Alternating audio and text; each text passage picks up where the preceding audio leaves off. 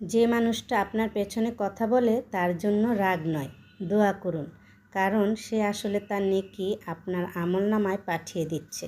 কিয়ামতের দিন দেখবেন যারা আপনাকে কষ্ট দিয়েছে তারাই আপনার মিজানের পাল্লা ভারী করে রেখেছে।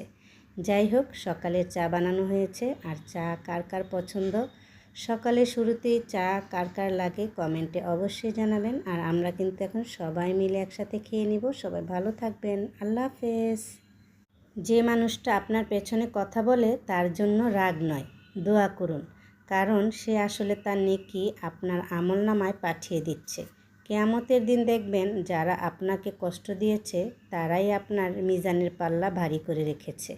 যাই হোক, সকালে চা বানানো হয়েছে। আর চা কার কার পছন্দ, সকালে শুরুতেই চা কার কার লাগে কমেন্টে অবশ্যই জানাবেন। আর আমরা কিন্তু এখন সবাই মিলে একসাথে খেয়ে নিব। সবাই ভালো থাকবেন। আল্লাহ হাফেজ।